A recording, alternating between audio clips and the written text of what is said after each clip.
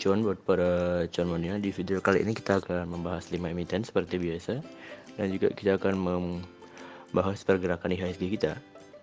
Jadi emiten pertama yang kita akan bahas hari ini ada BBRI, Bank Rakyat Indonesia Persero Tbk. Yang kedua ada ADI Karya Persero Tbk. Yang ketiga ada Pegas, Perusahaan Gas Negara Tbk. Yang keempat ada Dharma Polymetal Tbk. Dan yang terakhir ada JPFA, Java Confit Indonesia Tbk. Oke, sebelum membahas 5 emiten tersebut, kita akan membahas pergerakan IHSG kita terlebih dahulu. Jadi IHSG masih saja hari ini sampai saat ini sedang sideways di area MA100 dan juga MA50 ya.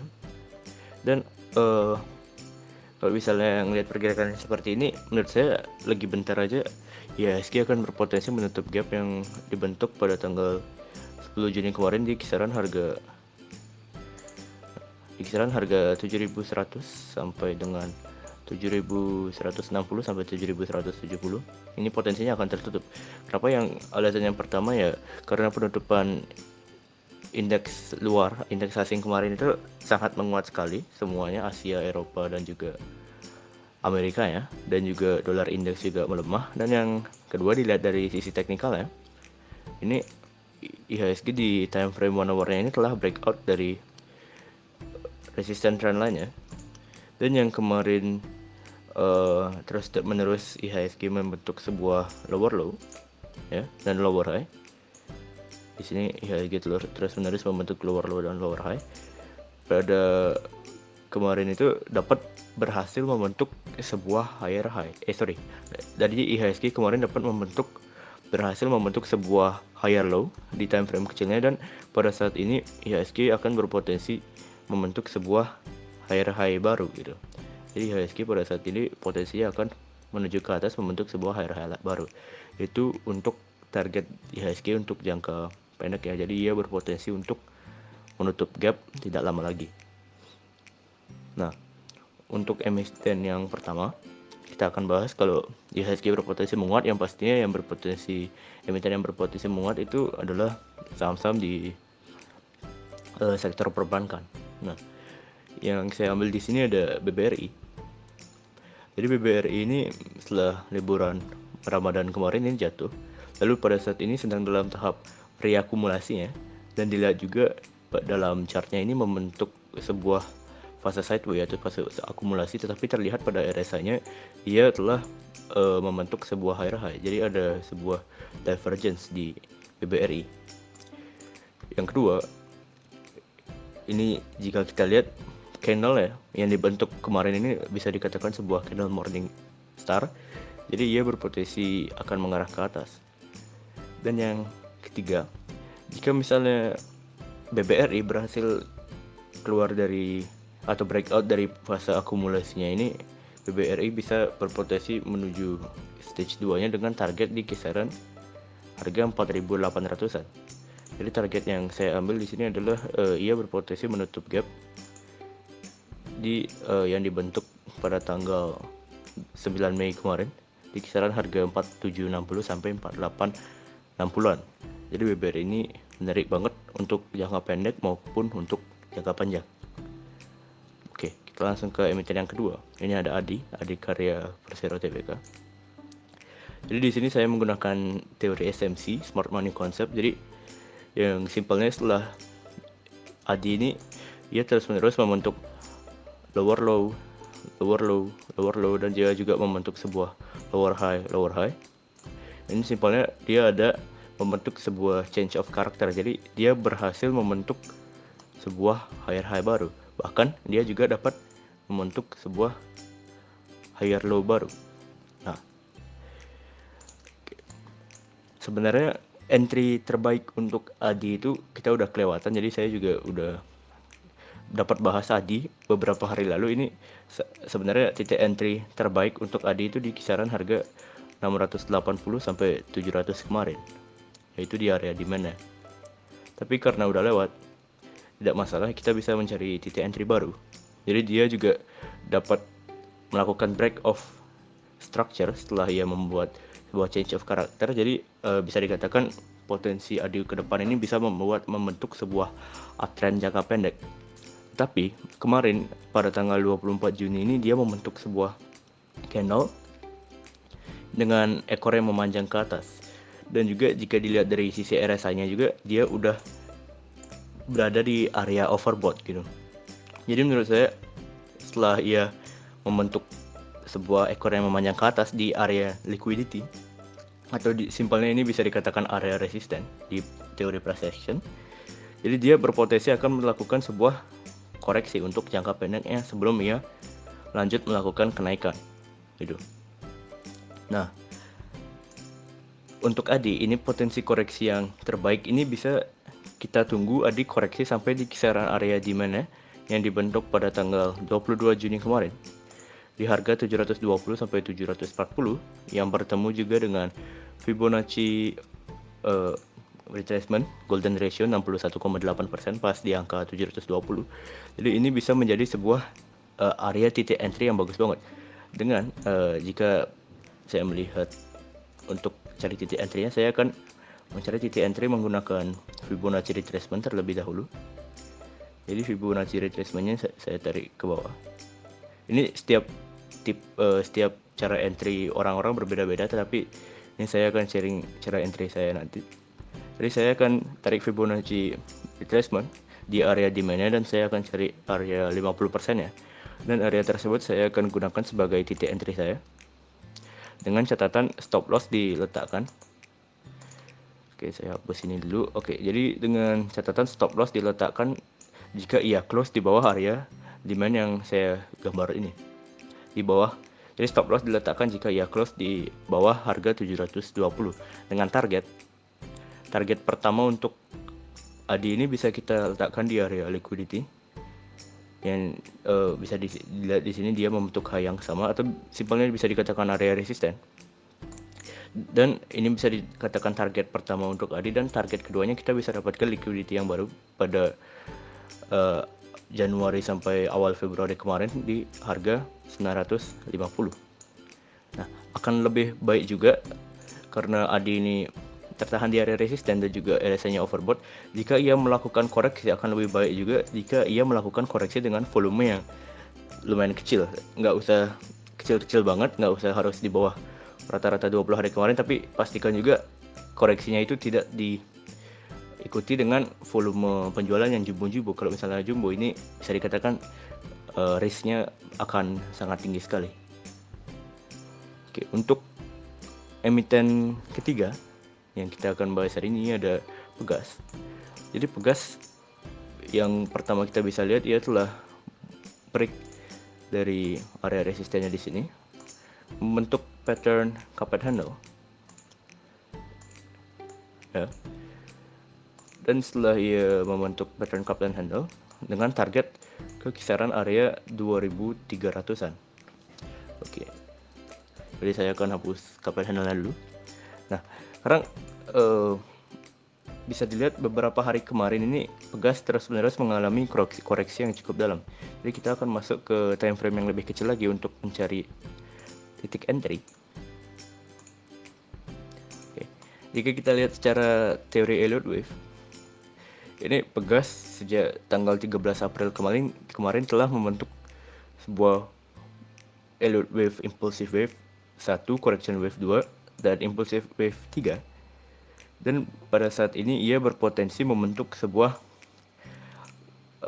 wave 5. Dan pada saat ini bisa dilihat juga subwave 1 dan subwave 2 ini sudah mau terbentuk. Subwave 1 dan subwave 2 dari wave 5 ini sudah terbentuk. Nah, wave 2-nya walaupun belum terbentuk, ini sekarang kita bisa mencari titik entry di area bottoming dari subwave 2-nya nanti.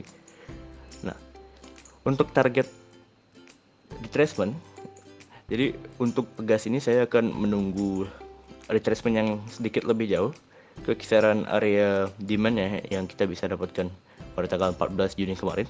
Dan area demand tersebut juga dijaga oleh Fibonacci retracement 78,6% di harga 1660. Dan area tersebut juga dijaga oleh MA200 dalam time frame 1 hour ya.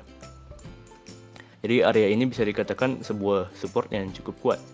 Nah, untuk target subwave 3 dari wave 5 ini saya tarik Fibonacci extension dari awal subwave 1 ke puncak dari subwave 1 ke bottoming dari potensi area bottoming dari wave 2 subwave 2 ini, dan saya ambil Fibonacci extension 161,8% di kisaran harga 2080-an.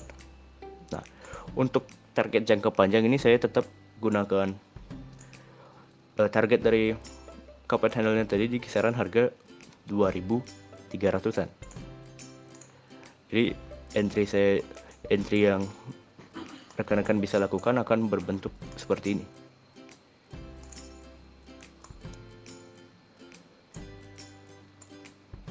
Nah, kurang lebih akan seperti itu. Oke, untuk emiten keempat yang kita akan bahas hari ini ada Dharma Polymetal Tbk. Oke, Dharma ini saham yang IPO pada tanggal 20 Desember kemarin. Ya, 20 Desember tahun kemarin. Dan jika kita lihat pada saat ini dia pergerakannya stabil banget, masih dalam keadaan sideways. Tapi yang menarik, beberapa bulan terakhir ini frekuensi analyzer-nya ini menunjukkan bahwa adanya frekuensi tinggi di saham ini. Nah, jika kita lihat, ini saya sudah gambarkan dari tanggal 28 April kemarin sampai hari ini, kita bisa lihat adanya akumulasi yang dilakukan oleh IF sebesar 18,3 miliar. Bahkan pada saat penutupan kemarin, Juni tanggal 26 Juni kemarin, 24 Juni kemarin ya, IF ini masih melakukan akumulasi dengan topan bayar ini sebesar 1 miliar. Sedangkan broker-broker lainnya hanya melakukan pembelian di bawah 100 juta. Ya, jadi IF-nya ini melakukan akumulasi sebesar 1,1 miliar.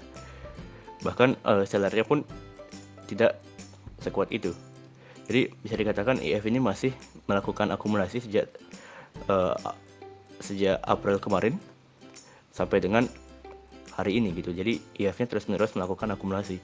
Nah, untuk chartnya ya, jika dilihat dari sisi teknikal, ini DRMA ini sedang membentuk sebuah pattern sideways-nya WXY. Saya lupa ini namanya apa. Jadi dia sedang membentuk pattern WXY gitu. Dan pada saat ini ia sedang dalam tahap pembentukan wave B dari wave Y-nya, dan wave B ini berpotensi akan terbentuk dalam pattern ascending triangle. Nah, jadi simpelnya ini Dharma ini sedang dalam tahap pembentukan ascending triangle dengan resisten di kisaran harga 660-an. Nah, jadi untuk pergerakan Dharma ke depan ini akan berpotensi upside yang cukup tinggi. Ya, tapi sebelum itu dia akan tertahan lagi sekali di area resistennya atau neckline dari pattern ascending triangle-nya.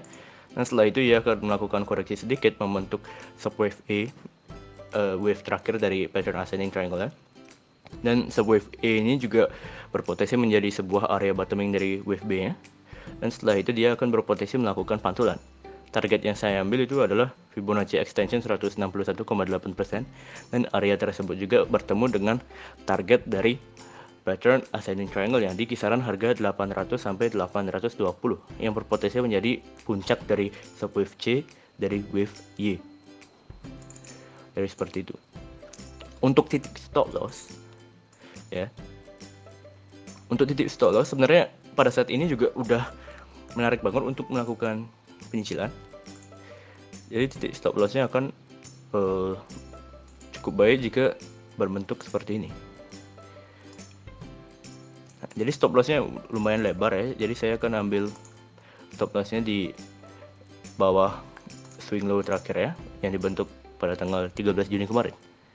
Ya, jika IF close di bawah harga 585 ini, menurut saya merupakan titik stop loss yang cukup bagus. Dengan target ya, target untuk swing trading ini bisa diletakkan di kisaran harga 800-an. Nah, ini ratio reward rasionya yaitu 1/7 7,8. Oke, untuk emiten terakhir yang kita akan bahas hari ini ada JPFA. Jadi JPFA kita akan masuk ke time frame weekly-nya dulu. Ya.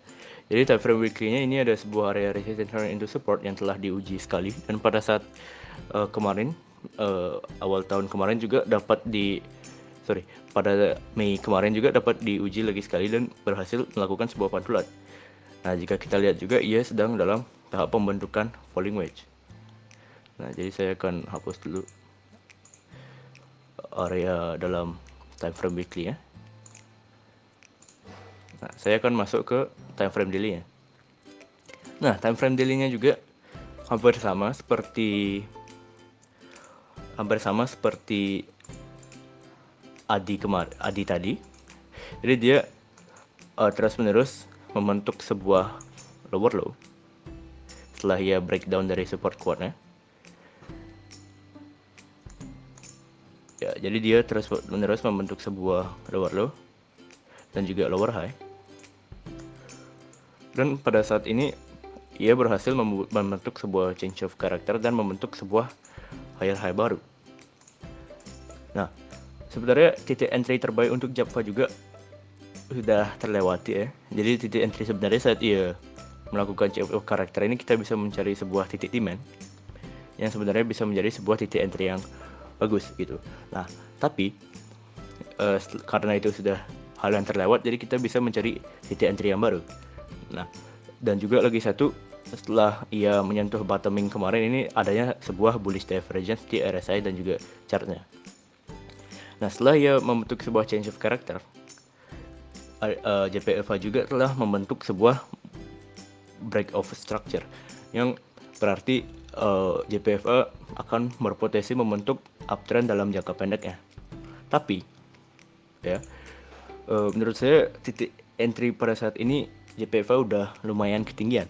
Kenapa? Karena dilihat juga dari sisi RSI-nya dia udah mendekati area overbought dan juga dia sedang tertahan juga oleh area MA100 dalam time frame daily-nya yang berlaku sebagai area resisten yang cukup kuat. Jadi saya akan menunggu ia melakukan retracement kembali ke area demand yang dibentuk pada tanggal 22 Juni kemarin. Dan area demand tersebut saya akan tarik sebuah Fibonacci retracement.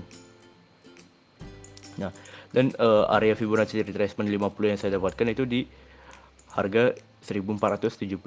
Jadi 1475 ini saya akan jadikan sebagai titik entry saya. Ya, dengan catatan stop loss diletakkan jika ia close di bawah area demand tersebut. Dengan target, sebenarnya targetnya ini bisa diletakkan di area liquidity yang bisa kita dapatkan sebelum ia breakdown dari support kuatnya kemarin. Tapi untuk saya akan membatasi risiko karena saya akan meletakkan taking profit saya di area area supply yang saya dapatkan pada tanggal 13 April kemarin. Kenapa? Karena area tersebut juga area liquidity ini akan cukup susah untuk dicapai karena area itu juga dijaga oleh area supply yang dijaga juga oleh area EMA 200. Jadi titik taking profit bisa diletakkan di kisaran harga 1600-an. Demikianlah analisa rekomendasi saham hari ini yang bisa kami sampaikan. Semoga bisa menjadi referensi bagi para acuan mania di dalam mengambil keputusan untuk menjual ataupun membeli. Di sini kami sekali lagi tekankan dan garis bawahi bahwa analisa rekomendasi saham ini tidak untuk mengajak cuan mania membeli ataupun menjual saham-saham yang kami analisa, dan kami juga tidak bertanggung jawab atas segala keuntungan maupun segala kerugian yang terjadi akibat analisa rekomendasi saham dari kami ini. Tolong dianalisa kembali sesuai dengan style para cuan mania dan tentukan trading plan maupun money manajemennya terlebih dahulu sebelum memutuskan untuk masuk ke dalam suatu saham. Akhir kata, terima kasih telah menonton video kami dan jangan lupa untuk subscribe, komen, like, dan juga share kepada para cuan mania yang membutuhkannya. Sekali lagi kami ucapkan terima kasih, semoga kita sehat, bahagia selalu, dan cuan menyertai kita bersama. Sampai bertemu di video kami selanjutnya. Salam.